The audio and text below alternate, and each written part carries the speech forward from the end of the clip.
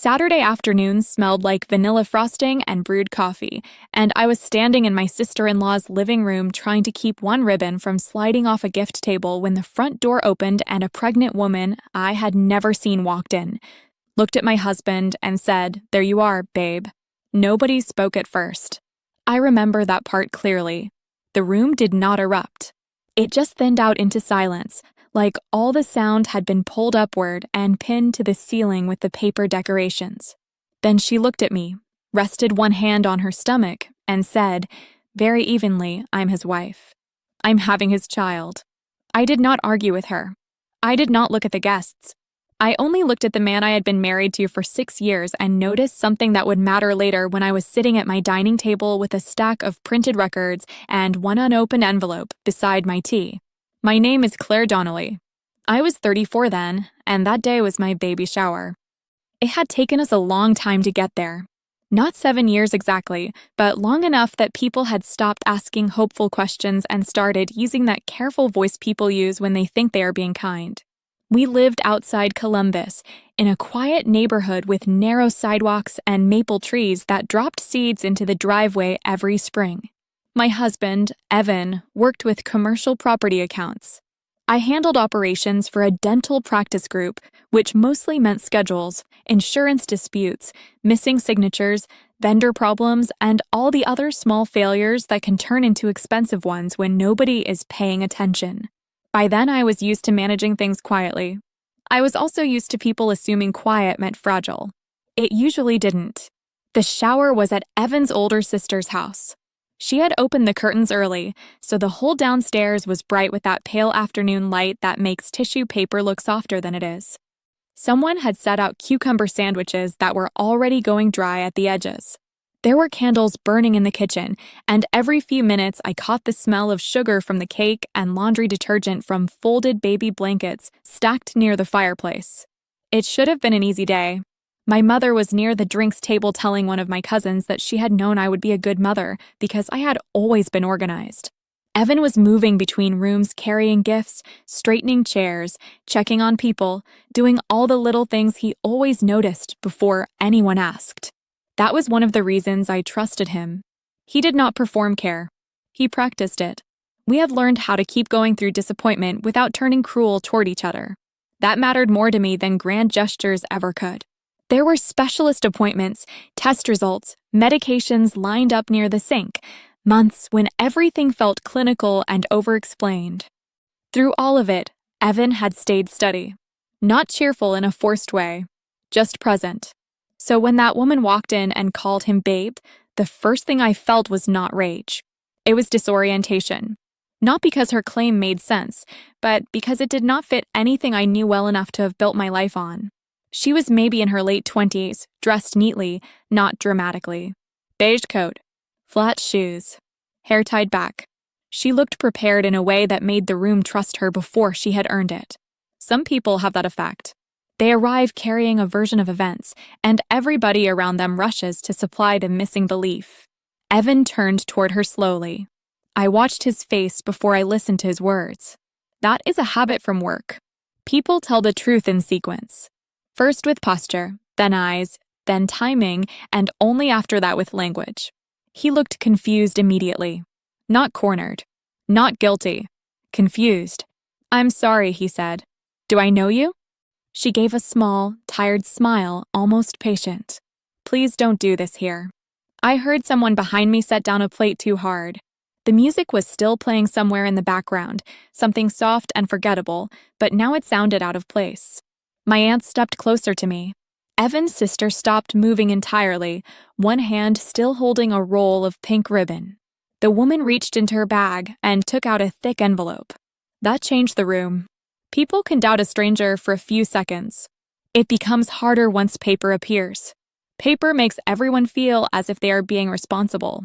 She pulled out photographs first, then printed messages, then a document she held carefully by the corners, as if she understood the value of presentation. She did not wave anything around. She simply placed each item on the dining table near the bowls of mints and wrapped favors, and let everyone lean toward it. I still had not moved. Someone near the back whispered, "Oh my God." Evan looked at the documents, then at her, then at me. He said my name once. Just once. Quietly. The woman placed her hand over her stomach again and said, I didn't want to come this way, but he left me no choice. That was when the room started deciding what had happened before I had said a word. And I remember thinking, very clearly, that if I spoke too soon, I would be speaking into noise. So I stayed still. Then I waited. Not careful. Not thoughtful. Certain. My cousin Leah moved closer to the table and picked up one of the photos before anyone asked her to. My mother covered her mouth with one hand. Evan's brother muttered, Jesus, under his breath, and then louder, to no one in particular. This is bad. I could feel the room turning, not toward facts, but toward the version that felt complete enough to repeat later. The woman let that happen. She stood there with the kind of sadness people trust because it looks measured. Not wild. Not theatrical. Just tired and disappointed, as if she had already suffered through too much and had come only because she had run out of options. If I had been watching from across the room with no context, I might have understood why people believed her. One of the printed pages showed text messages with Evan's name at the top. There were hearts. Familiar little phrases. Promises. Another page looked like a marriage certificate from another county. Another was a lab report with a highlighted line and his full name printed where it would do the most damage. Someone asked her, very softly, how long. She did not look away from me when she answered. Almost 3 years. There was an audible shift in the room after that, the way air changes before a storm. 3 years was a useful number. Long enough to sound real. Long enough to make people start revising the entire history of our marriage without checking whether any of it made sense. Evan stepped forward and reached for the papers, but not aggressively. He looked like a man trying to understand why his own face was appearing inside somebody else's story. These are fake, he said. I don't know how you did this, but I've never seen you before in my life. She shook her head and gave him a look that was meant to be intimate. Familiar.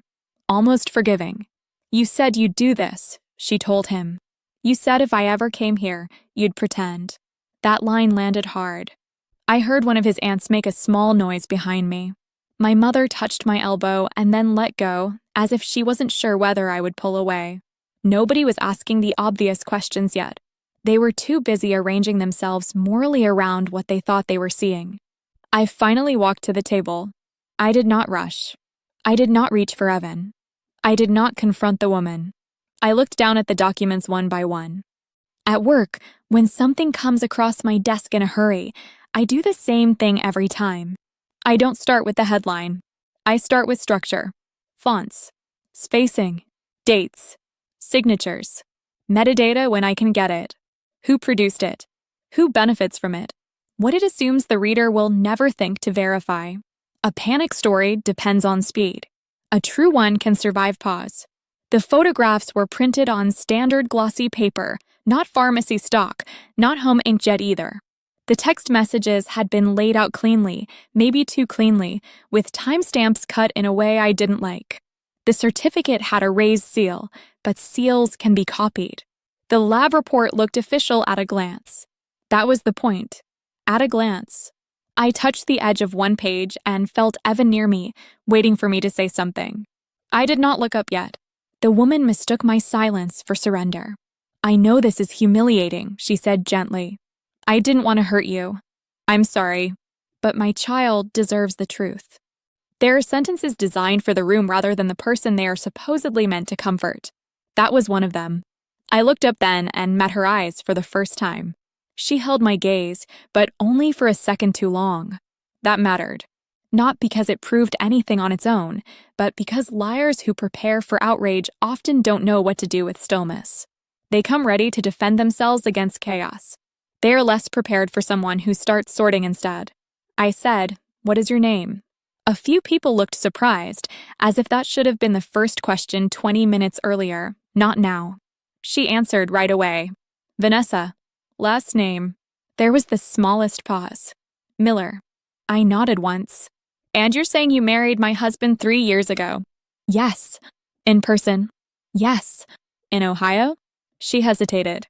"Partly here. Partly in Kentucky. We moved around." That was not an answer. It was the shape of one. I kept my voice even. Which county issued the certificate? She looked at the paper as though it might help her. I don't remember the county name. You don't remember where you got married. I was emotional, she said. I was in love. That line got her a few sympathetic looks, but less than before. Evan said my name again. I still didn't look at him. Not because I was angry. Because I needed to finish the sequence in my head. Step 1. Stop the room from moving faster than the evidence. Step 2. Separate documents from claims. Step 3. Make the liars speak without notes.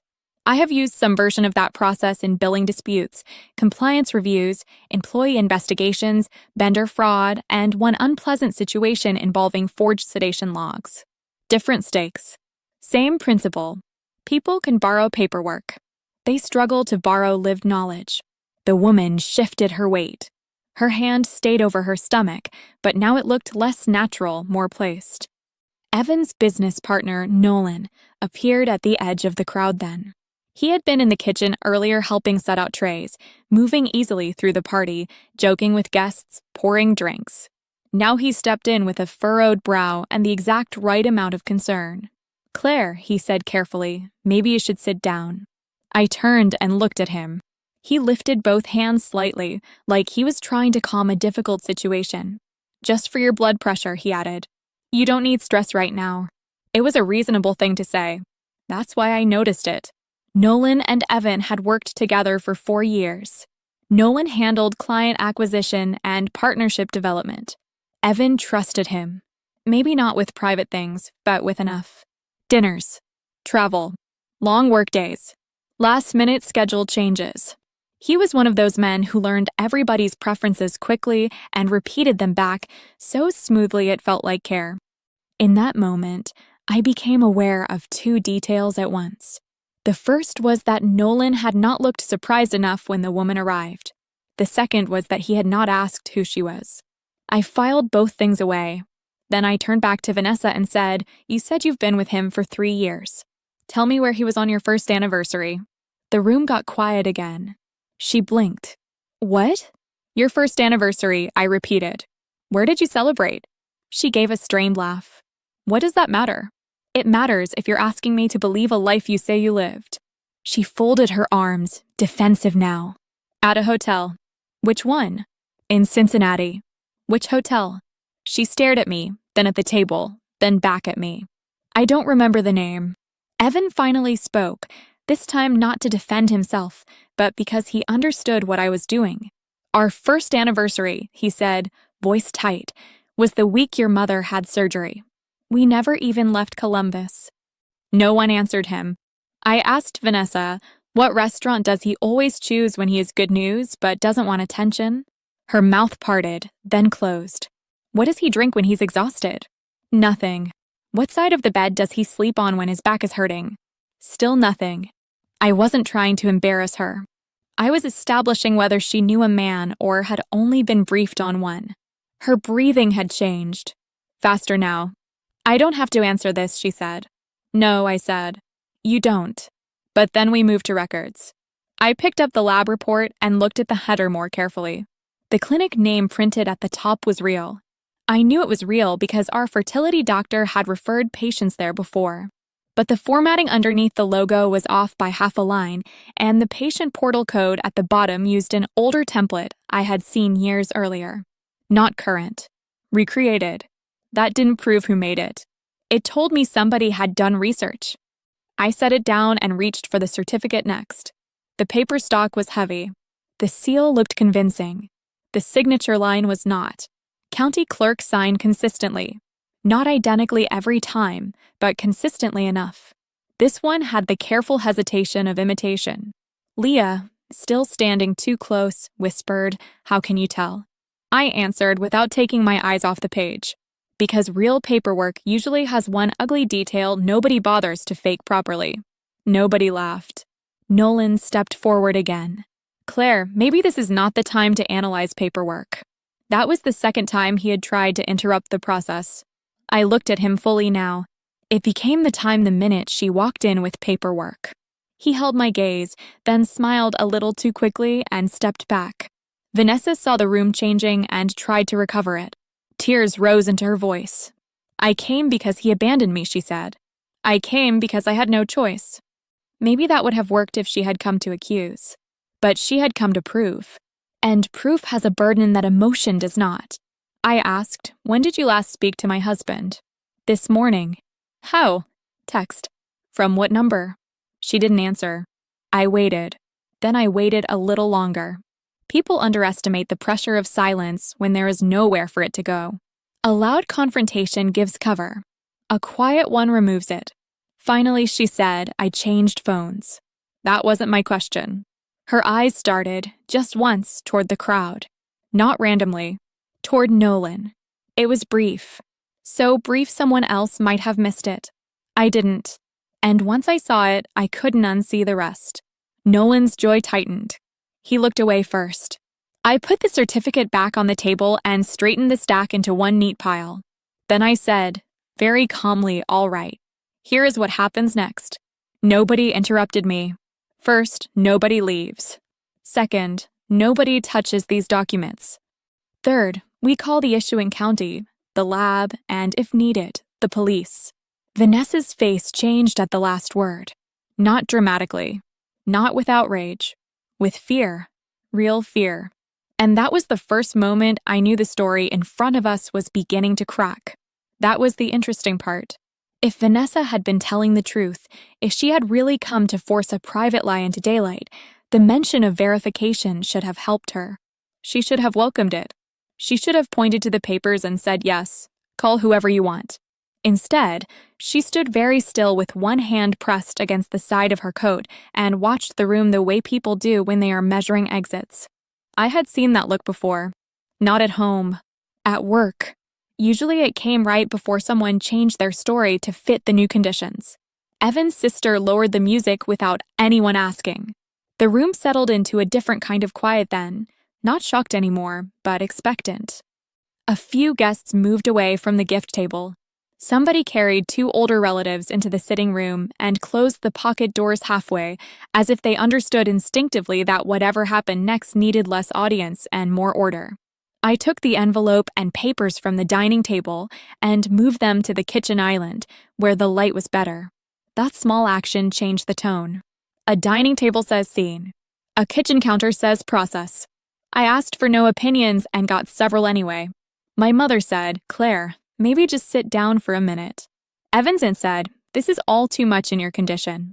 Leah said, "Should someone record this?" Nolan said nothing that time.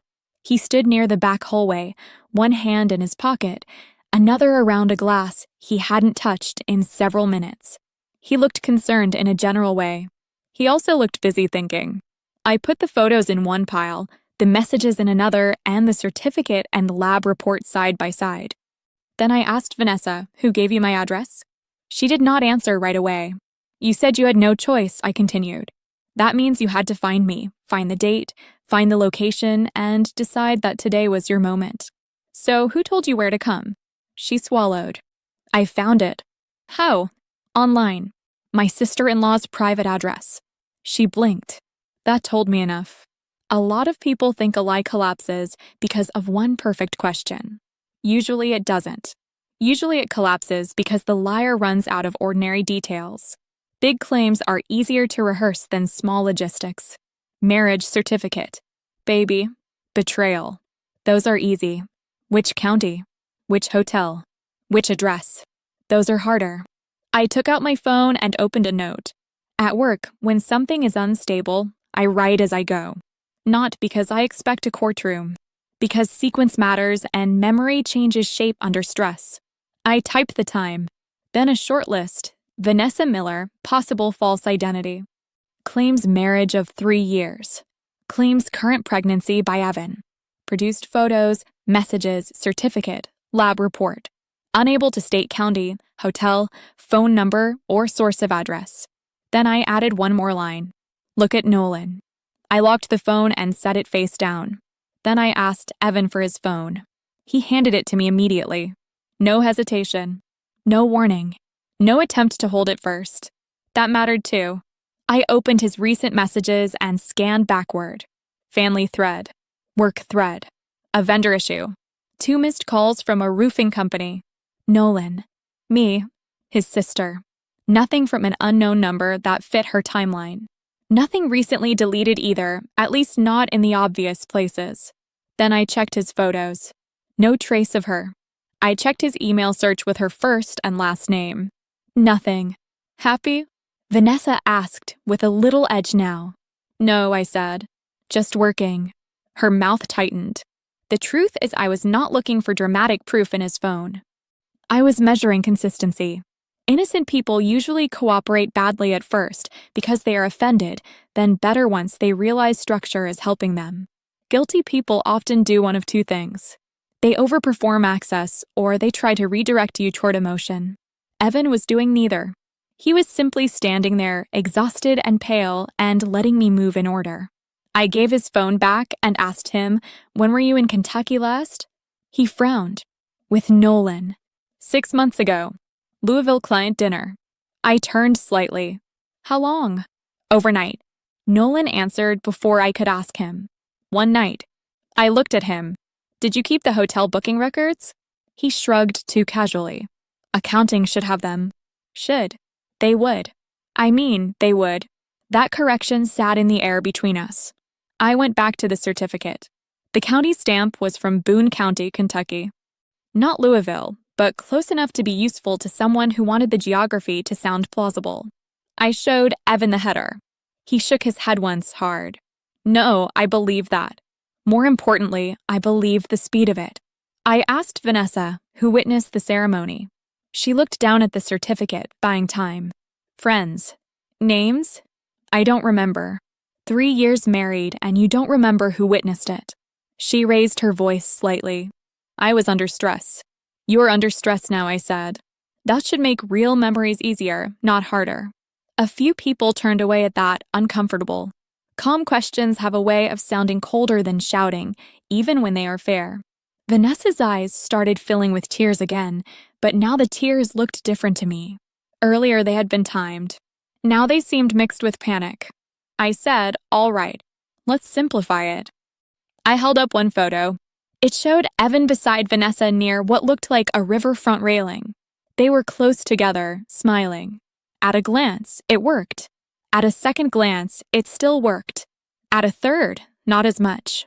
The light on his face was coming from the wrong side compared with the shadows behind her.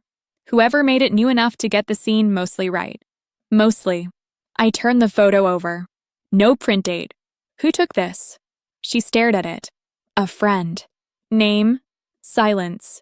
Was it taken in Cincinnati or Louisville? She said nothing. I set it down. Then I picked up the lab report and zoomed in with my phone camera. The report number at the top was formatted with 2 letters and 6 digits. I knew that clinic used 3 letters and 7 digits now. Maybe they had once used something older. Maybe not. Either way, it was enough for a verification call.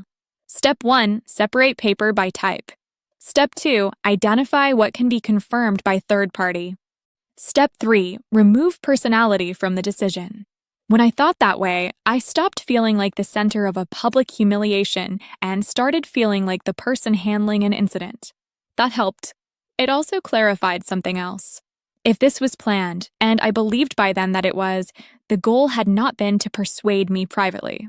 The goal had been public contamination. Enough people seeing the accusation at once that, even if it fell apart later, the damage would stick. Marriage works by trust, but reputation works by repetition. Someone wanted both. I lifted my eyes and found Nolan again. He was watching me too closely. Not Vanessa. Not Evan. Me. That settled it in my mind, though not yet as evidence. I said to Evan, call the county clerk's office. Put it on speaker when someone answers. Vanessa spoke too quickly. They'll be closed. It's Saturday, I said. I know. Leave a message. Her shoulders dropped a fraction. That response was wrong. A truthful person does not fear a delayed verification. Only someone buying time does. Evan unlocked his phone again and searched the county office number. His hands were not steady, but he got it done. The voicemail answered, exactly as expected. He stated his name, gave the certificate number, and requested urgent confirmation of validity because of possible fraud. I watched Vanessa while he spoke. She looked toward the front door, then toward Nolan. This time he gave her a nearly invisible shake of his head. Small, fast, but there. I don't know if anyone else caught it. I did, and once you notice coordination, the whole room changes shape. I asked Nolan, "How did you know to come out of the kitchen at exactly the right time?" He stared at me. "What?" "You were in the kitchen when she came in." So you appeared very quickly for someone who hadn't seen her before." He laughed, but there was nothing easy in it. "Claire, come on." "No," I said. "You come on." The room went quiet again. He set down his glass. I heard people react. That's not what I asked. Evan turned toward him slowly then, like a man walking up to the edge of an idea he did not want to reach. "Nolan," he said, "do you know her?" Nolan looked offended on command. "Are you serious right now?" I answered for him. "Yes." He spread his hands. "Of course I don't know her." Vanessa made a small sound then, almost like a swallowed word. I turned to her. "Look at me." She didn't. "Look at me," I repeated. She raised her eyes. "Did he recruit you, or did you find him?" Her whole face changed. Not enough for anyone to miss it this time. Nolan said sharply, "This is insane." I ignored him. Vanessa's lips parted, then pressed together. Her breathing went shallow. One hand slid off her stomach and gripped the strap of her bag so tightly her knuckles blanched. That was the moment the room stopped seeing a betrayed woman and started seeing a person in a story that might not survive the next 5 minutes. I kept my voice level. "You don't need to fix all of it. Just the first true thing." She shut her eyes. Nobody moved. Not even Nolan. Then she opened them again, looked somewhere over my shoulder, and whispered, "I need water." I nodded toward the sink. "You'll have it after you answer one question." She looked at me like she hated me for making calm feel unavoidable. I asked, "Who told you my husband would be here today?" And this time, before she could speak, Nolan stepped forward too fast and said, "That's enough." That told me more than anything else had. "That's enough." He said it too fast and too firmly, like a person who had forgotten, for 1 second, that he was supposed to be an observer. The room reacted to that before anyone reacted to the words themselves. You could feel it. Heads turned. Even the people who had been most ready to condemn Evan seemed to understand that a line had just been crossed. I looked at Nolan and said, "No, it isn't." He gave a short laugh, but it sounded thin. "Claire, you're pregnant. You're exhausted. This woman is obviously unstable. Evan's already been humiliated. We can handle the rest later." That was the first real mistake he made in public. He was trying to close the matter before it reached verification. Not because he cared about me. Not because he cared about Evan. Because he needed this to remain a scene instead of becoming a record. I said, "Later is how people lose evidence." Evan had gone very still beside the island. I didn't look at him, but I could feel the change in him. Hurt had moved into concentration. He was no longer only trying to survive the accusation. He was beginning to notice its shape. Vanessa lowered herself carefully into one of the kitchen chairs without being asked. She looked tired now in a real way. Not staged. Her coat had loosened at the top, and one curled corner of the false lab report was lifting off the counter. A glass dish of pastel mints sat near her elbow, absurdly neat in the middle of all that disorder. I picked up my phone again and opened a fresh note. Step 1. Preserve documents. Step 2. Identify who had access. Step 3. Separate motive from evidence. I did not read it aloud. I just let it steady me. Then I asked Evan, how many people at work knew about today? He answered immediately. Staff in the office. Nolan. A couple of client calls got moved because I took the afternoon off. I nodded. Who knew the address? My sister texted it to a small group yesterday, he said. Then he paused. Nolan was on that thread because he was bringing ice. There it was. Not proof, but a path. Nolan stepped in again. That means nothing. Maybe I said. But it means you had the address.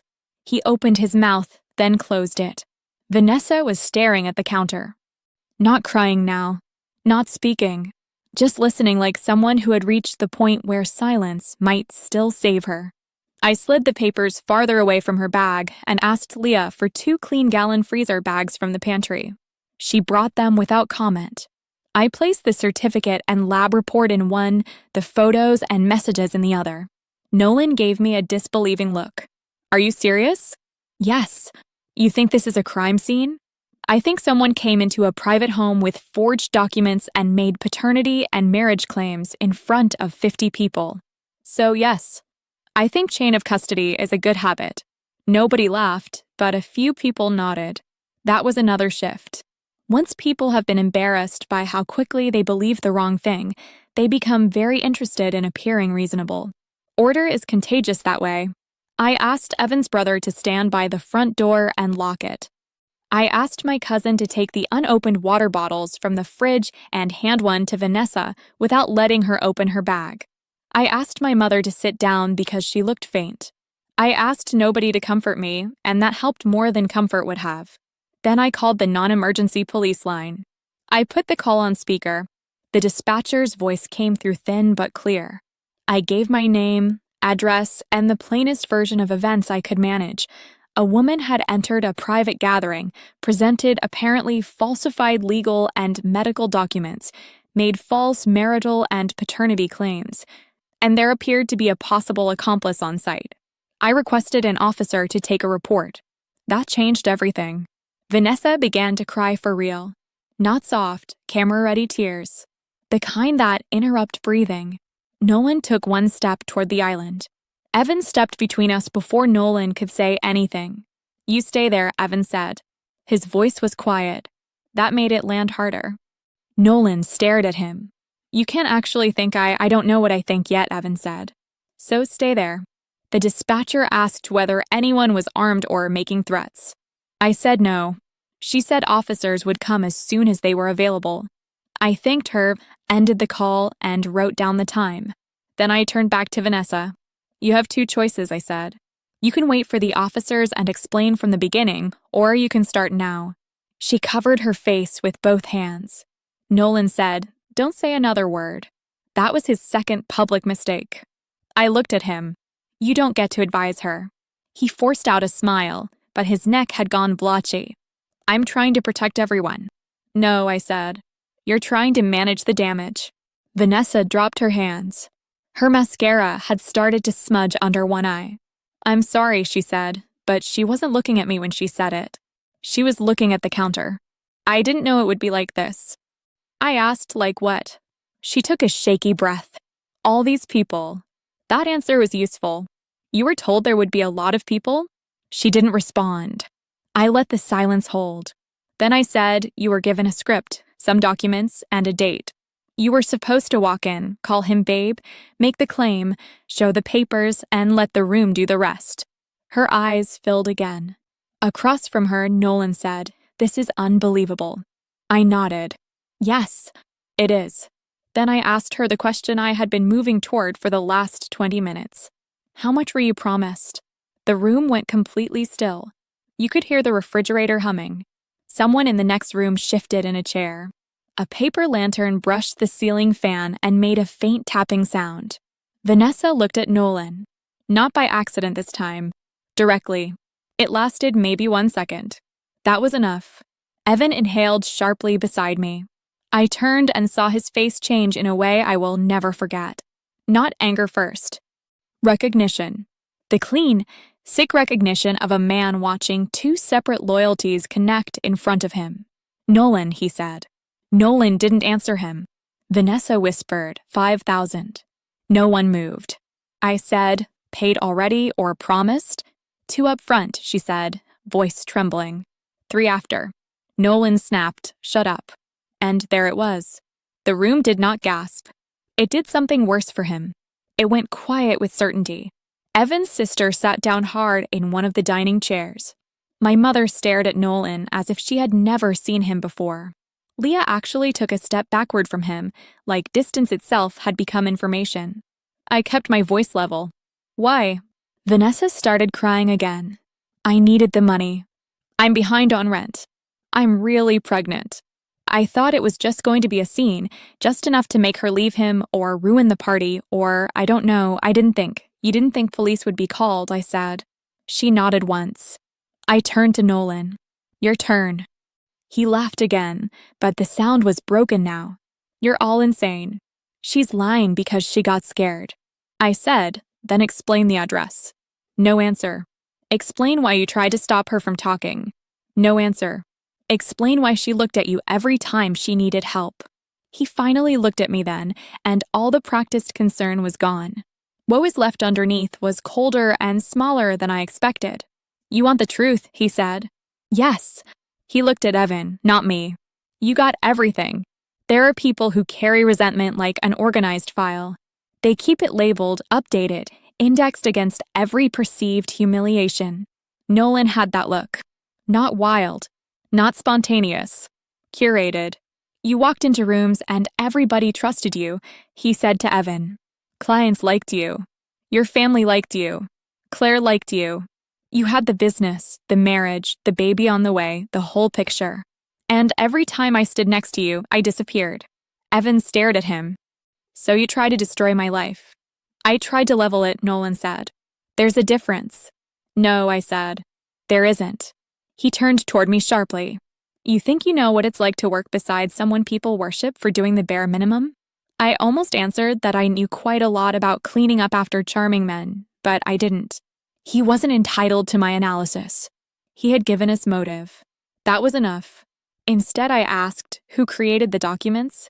He pressed his lips together. Vanessa wiped at her face. He knew someone, she whispered. A guy who does editing and printing. He said the papers only had to last one afternoon. One afternoon. That phrase stayed with me. Not because it was cruel in a novel way, but because of how ordinary the planning behind it must have been. Messaging, printing, timing, transportation. The whole thing built on the assumption that by evening the damage would already be permanent. Evan said, very quietly, get out of my sight. Nolan looked at him with something close to disbelief. Maybe he had imagined confrontation. Maybe even a fight. He had not imagined being looked at like an administrative error that was already being corrected. You don't get to talk to me like that, Nolan said. Evan answered, I do. The business records, client accounts, and access credentials end tonight. You'll hear from counsel on Monday. That landed. Nolan's face changed again. There are people who can absorb social shame better than practical consequences. He was one of them. Being hated in a room was survivable to him. Losing income, access, standing, and paper authority was something else. You can't cut me out on the spot. I can suspend access on the spot, Evan said. Watch me. He took out his phone and, with hands steadier than mine had been all afternoon, started making calls. First to the office manager, then to the outsourced IT service. Short sentences. Remove access. Freeze permissions. Lock remote entry. Document the request. He didn't yell. He didn't explain. He just moved. That was when I knew we were on the other side of it. Not finished. Not healed. But past the point where lies were steering the room. The knock on the door came about 12 minutes later. 2 officers stepped into a house that still smelled like cake and coffee and candle wax, and suddenly the whole afternoon seemed both ridiculous and very real. I gave them the freezer bags first, then my notes, then names. One of the officers was a woman in her 40s with a plain voice and tired eyes. The other was younger, quiet, and already scanning the room the way people do when they are sorting chaos into reportable facts. I appreciated both of them immediately. They did not arrive with drama. They arrived with sequence. That helped me. I explained the afternoon again from the beginning, shorter this time. Private event. Uninvited guest. False marital claim. False paternity claim. Documents presented. Possible accomplice identified. Admission of payment. The female officer took notes while I spoke. She did not interrupt except to clarify names and timing. Then she asked, who has handled the documents? I did with clean hands after they were placed on the dining table, I said. Then I bagged them. She nodded once, like that answer made her life easier. The younger officer separated Vanessa and Nolan into different rooms. Not far apart, just far enough that one could not signal the other. Vanessa was taken to the den with a bottle of water and a box of tissues. Nolan was kept in the front sitting room near the entry. Evan stayed in the kitchen with me. Our families and the remaining guests thinned themselves into the background, finally understanding that this was no longer something to comment on. It was a statement-taking exercise now. A record. The female officer started with Vanessa. I could not hear every word from the kitchen, but I caught enough. Real name not Vanessa Miller. Name was Brooke Hensley, 29 years old, 8 months pregnant, behind on rent, working irregular hours, no partner involved. Contacted through someone who knew someone. Money offered for a one-time appearance. Script provided in advance. Documents supplied. She had met Nolan twice in person before that day and spoken with him several times by phone from a number he told her to delete after the event. Delete after the event. That phrase did not surprise me. It only made the whole thing smaller somehow. Cheap. Not in cost. In imagination. When the officer came back into the kitchen, she asked me whether I knew of any existing dispute between Evan and Nolan. I said not personally. Business disagreements, maybe. Nothing I had ever heard that would suggest this. She asked Evan the same question. He leaned against the counter for a second before answering. No, he said. He was my partner. I trusted him. There was no performance in it. Just exhaustion. The kind that settles after adrenaline stops pretending it can carry you. The officer took that down too. Then she spoke with Nolan. That conversation was louder, though not loud enough to count as a scene. He denied everything first. Claimed Brooke had panicked and attached herself to him because he had tried to calm her down. Claimed he had only known the event details because he was helping with setup. Claimed Evan was looking for someone to blame. Claimed I had manipulated the woman by threatening her. The officer came back and asked me, "Did you threaten to call police before or after the admission?" Before, I said, but not as a bluff, because I intended to verify the documents. Did you threaten her with anything else? No. Did anyone physically stop her from leaving?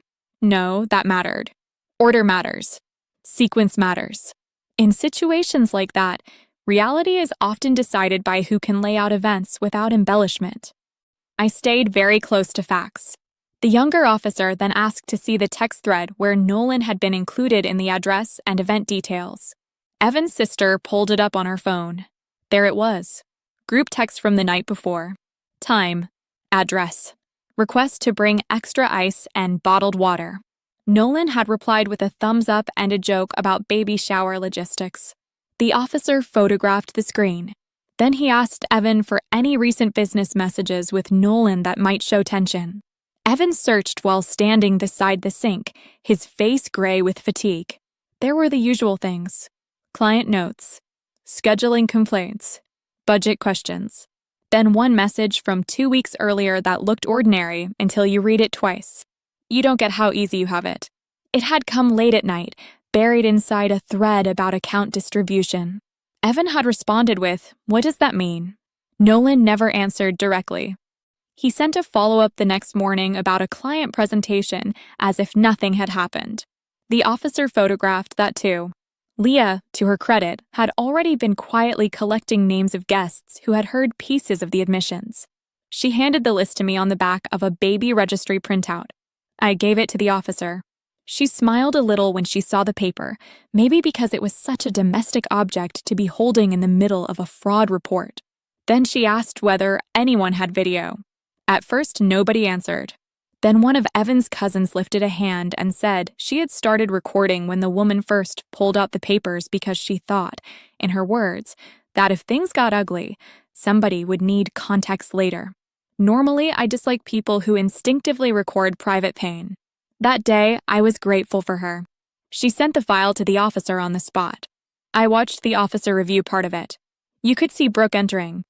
Hear her say, "There you are, babe." Hear the claim that she was Evan's wife. Hear Evan deny knowing her. Hear me asking about the county, the address, the anniversary, the hotel. Hear Nolan interrupting. Hear him telling her not to say another word. You could not hear every quiet exchange clearly, but you did not need every word. You only needed enough to show the structure. Enough to show that the admissions had not appeared from nowhere. The female officer went back to Brooke once more, then returned with a different tone. Still professional, more settled. She's willing to provide a formal written statement, she told us. She says she still has partial message history in a cloud backup from one of the numbers used to contact her. If that can be recovered, it helps. Nolan, who must have heard some part of that from the other room, called out sharply, she'll say anything to save herself.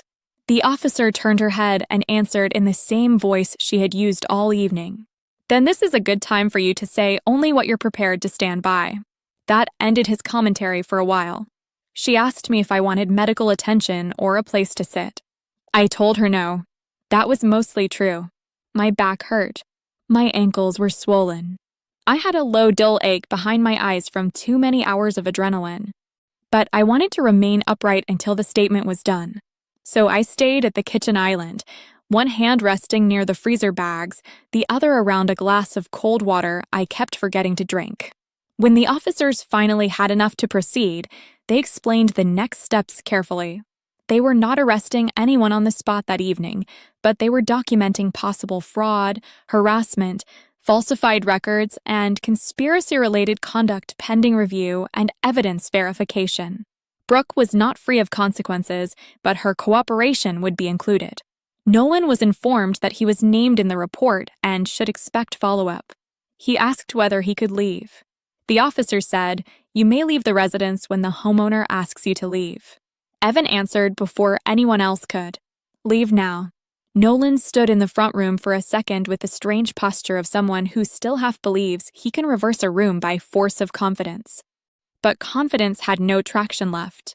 Not with officers present. Not with Brooke's statement underway. Not with the message thread, the video, and the admissions now outside his control.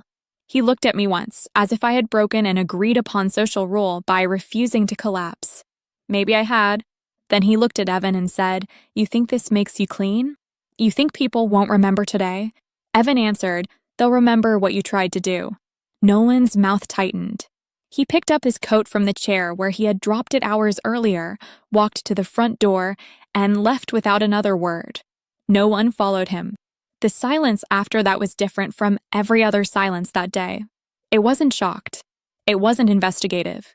It was the quiet that comes when a structure has finally stopped swaying.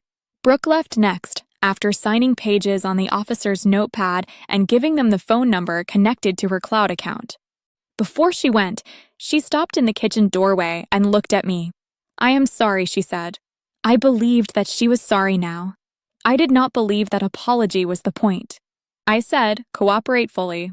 She nodded, crying again in a smaller, more ordinary way, and followed the officers out.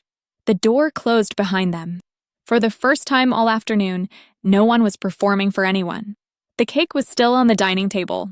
The frosting flowers had started to soften under the warm room air. Torn wrapping paper lay under a chair. Somebody's half-finished coffee had gone cold by the sink. The decorations were still bright, still cheerful, still completely indifferent to what had happened beneath them. My mother asked quietly, "Should everyone go?" "Yes," I said. Not rudely, just clearly. People began gathering purses, jackets, gift bags, and casserole dishes. Several tried to apologize. A few cried. One of Evan's relatives started to say she had only reacted because of the papers, as if paperwork excused instinct. I did not argue with any of them. I thanked the ones who had helped. I said goodnight. I did not discuss forgiveness. I did not discuss trust. That would have been too soon and too public. Leah stayed long enough to help stack the untouched food in the refrigerator. Evan's sister took down the paper banner in the entryway without being asked. My mother wiped the counter twice before realizing she was cleaning the same spot. Then she kissed my forehead and left too. Eventually, it was only Evan and me in the kitchen. The house sounded larger without everyone in it. He was standing near the table of gifts, not touching anything. I could see that he wanted to come closer and didn't know whether he had permission, which broke my heart a little because he had done nothing that day except be ambushed in public. I set down my water. Then I walked over to him. He said my name once, very softly, like he still wasn't certain the floor under us was real. I put my hands on his face and said, "I know." That was all for a minute. Just that. Not a speech. Not a dramatic reunion. Just recognition. The kind that survives an ugly afternoon because it was built long before the afternoon arrived. He leaned into my hands and shut his eyes. "I'm so sorry this happened here," he said. "To you. To the baby." I should have. I stopped him. No, he opened his eyes. "You were targeted," I said. "That is different." He nodded, but it took him a second.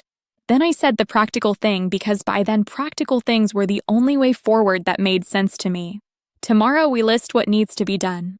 Business. Lawyer. Accounts. Guest follow-up. Evidence copies. Doctor if I have any cramping. Then we handle each thing in order." He let out a breath that sounded almost like relief. "Okay," he said. I picked up the phone and turned the screen toward him. The note was still open. Step 1. Preserve documents. Step 2. Identify access. Step 3. Separate motive from evidence. Step 4. Formal follow-up tomorrow. He looked at it, then at me, and managed the first faint smile I had seen on him since the doorbell rang hours earlier. "That's very you," he said. "Yes," I said. "It is." Then I put the phone face down. And for the first time that day, we sat down. Not talking much. Just sitting there with 2 glasses of water, the refrigerator humming, and the remains of a baby shower still visible in every direction. Tissue paper was caught under one chair leg. A stack of unopened gifts sat beside the fireplace. Somebody had left a folded pink cardigan on the back of a dining chair, and for a while I kept looking at it as if it belonged to a different afternoon. Around 9 that evening, I called my doctor's after-hours line because I had started feeling some tightening low in my abdomen. Nothing severe. Just enough that I did not want to take chances. The nurse asked me a series of careful questions, told me what to watch for, and instructed me to rest, hydrate, and come in the next morning if the tightness continued. I wrote that down too. That is one thing people do not always understand about stressful events. The body keeps its own record. Even after the immediate danger passes, the body continues sorting. So we did not spend the night replaying what happened. We cleaned. Not everything.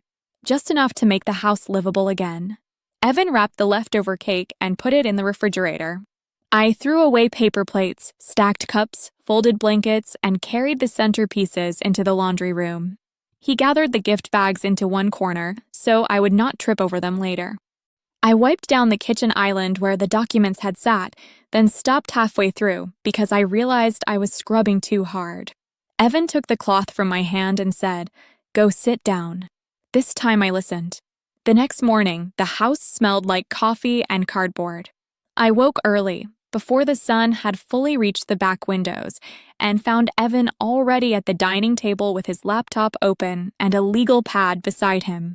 He had drawn 2 lines down the page and made columns. Personal. Business. Evidence. That studied me more than I expected. I sat across from him, wrapped both hands around a mug, and we worked through the list one item at a time. Personal first. I called my doctor's office and got a same-day appointment. Everything was fine. The baby was fine. Stress, rest, hydration, monitoring. The ordinary medical language of survival. I cried in the car afterward, but only for a minute and mostly from relief. Business next. Evan contacted an attorney recommended by one of his long-term clients, someone who handled partnership disputes, emergency separation issues, and fraud-related business damage. By noon, that attorney had already sent a preservation notice instructing Nolan not to destroy messages, records, login histories, financial data, or communication related to the event. Temporary restrictions were put in place on account access, shared drives, and client contact lists. Nothing flashy, just doors closing in the correct order. Then evidence. We made copies of everything. The officers had the original statements and their own photographs, but I wanted our version organized. Video from Evan's cousin. Screenshots of the family text thread with the address. My typed notes with times. A written list of guests who had directly heard Brooke admit payment. The voicemail Evan left for the county clerk. Screenshots of Nolan's late-night message about how easy Evan had it. Timeline of Nolan's Kentucky work trip with Evan and the hotel receipt accounting later located. None of it proved the entire scheme by itself. Together, it formed shape. By Monday afternoon, the county clerk's office had confirmed that no marriage certificate existed between Evan and the alias Brooke used, or between Evan and anyone with Brooke's real name. The certificate number on the document did not match the county's format. The seal was imitation. The signature did not belong to any current or recent clerk on file. The lab confirmation came the next day. Their report template had been copied from an outdated public sample. The patient number was invalid. No paternity testing record existed under Evan's information. Again, none of that surprised me. Still, hearing it from third parties mattered. Facts become quieter once they are confirmed. They no longer need defense. Brooke, to her credit, cooperated.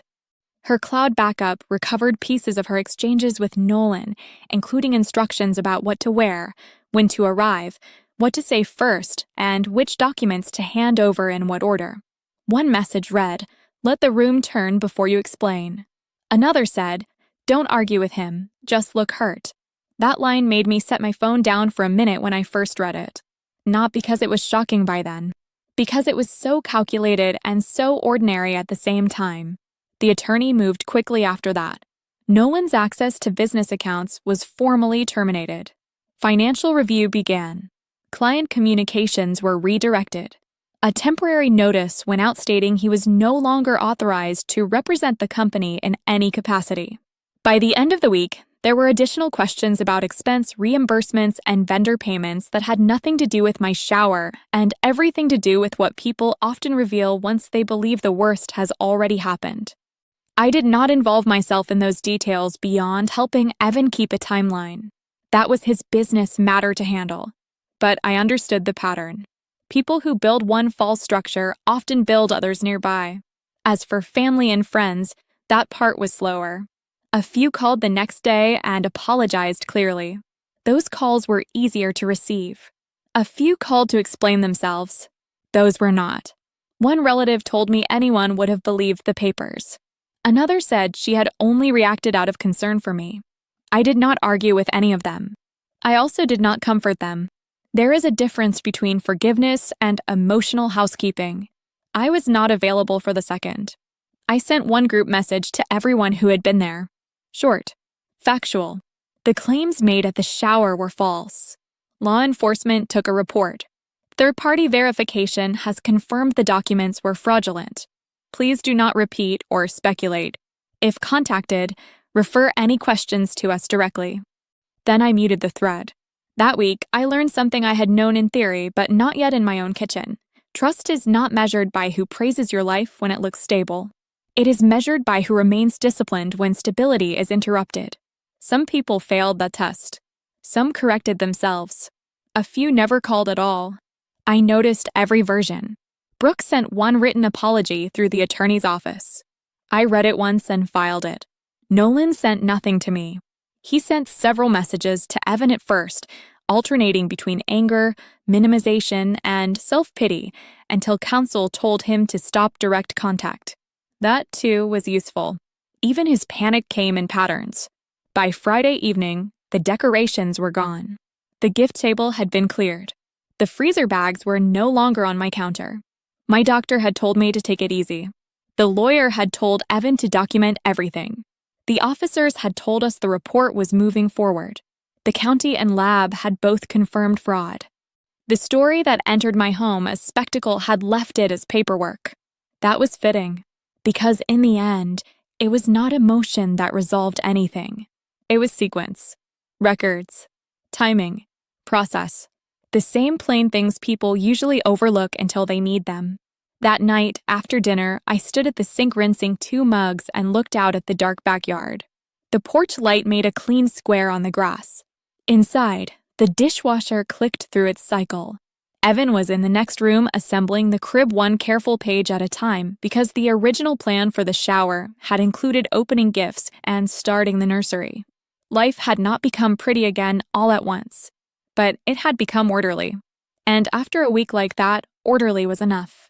Then I dried my hands, turned off the kitchen light, and went to help him. Not empty, just settled. The folded blankets were in the bottom drawer. The diapers were stacked in neat rows. A small lamp in the corner cast a soft circle of light across the rug, and one of the stuffed animals from the shower sat in the glider, where someone had placed it and forgotten it. I stood in the doorway one evening with a basket of clean baby clothes against my hip and listened to the house. No officers, no guests, no phones buzzing on the counter. Just the dryer finishing its cycle downstairs and Evan moving slowly in the kitchen, measuring coffee for the next morning because he had started doing that every night without mentioning it. That was how life felt by then. Not repaired in some dramatic way, just put back into usable shape. The business matter kept moving in the background. Attorneys handled what attorneys handle. Accounts were reviewed. Access logs were preserved. Statements were compared. A few more facts surfaced, none of them flattering to Nolan, and none of them surprising after what we already knew. I did not let those details take over my days. They had their lane. We had ours. My lane, by then, was simpler. Doctor visits. Rest when I could manage it. Short walks in the evening if the weather held. Laundry. Water. Food that sounded tolerable. Replying to the few people who had earned replies. Ignoring the rest. There is a strange calm that arrives after public chaos. Not immediately. First there is cleanup. Then fatigue. Then the private reckoning where you realize what hurt most was not only the lie, but how quickly some people were willing to live inside it. After that, if you are lucky, comes clarity. Clarity is quieter than closure. It sounds like a dishwasher running after midnight. It looks like unsubscribing from a few group texts. It feels like choosing not to explain yourself again. That was the kind of peace I wanted. Some relationships changed permanently after the shower. A few relatives moved back toward us with humility, and over time I let some of them return in limited ways. Others stayed defensive. I let distance handle that. I did not announce boundaries. I used them. That became a theme for me. Use what works. Stop performing what doesn't. Brooke's apology stayed in a file. I never answered it. I did, however, tell her attorney that if her cooperation reduced the damage for everyone else involved in the case, I would not interfere. Mercy and access are not the same thing. I could understand desperation without welcoming it into my life. As for Evan, something between us became both softer and more exact after that day. Not because I had proven my love by trusting him. I don't think relationships survive on declarations like that. They survive on habits. Observation, repetition. The accumulated evidence of who someone is when no one is watching. That afternoon at the shower did not create trust between us. It exposed the structure that was already there. Some nights after dinner, he would still pause in the kitchen doorway and ask, "You okay?" And I knew what he meant. Not about the pregnancy. Not about the day's errands. About the memory of the room turning. The documents on the table. The sound of people deciding too fast. Most nights I answered honestly. Yes. Sometimes I said, not completely, but enough. He never rushed that answer. He just nodded and stayed near. I appreciated that more than speeches. A month after the shower, I found one last ribbon tucked under the sideboard in the dining room while I was sweeping. Pale pink, wrinkled, almost invisible against the floor. I picked it up, looked at it for a second, and then dropped it in the trash. That felt right. Not symbolic in some grand way, just accurate. You clean. You keep what belongs. You throw out what doesn't. By the time the baby came, our home no longer felt like the site of an ambush. It felt like a home again. Tired sometimes. Cluttered. Full of lists and bottles and half-finished cups of tea. But ours. And that mattered more than I can explain. Every now and then, someone still asks carefully whether the situation ever fully resolved. I usually say yes in the practical sense and leave it there, because practical resolution is often the only kind real life offers. The paperwork gets answered. The liar is identified. The accomplice loses access. The truth gets documented. And then the rest of your life, if you're wise, is spent protecting your peace rather than retelling your injury. That is what I chose. Recently, a woman from my prenatal class called me about something much smaller but familiar. Not fraud. Not anything like that. Just a person in her life who had started rewriting facts faster than she could answer them. She said, I don't know how to respond without making it worse. I told her what I had learned. Slow it down. Separate claims from records. Ask for specifics. Write things down.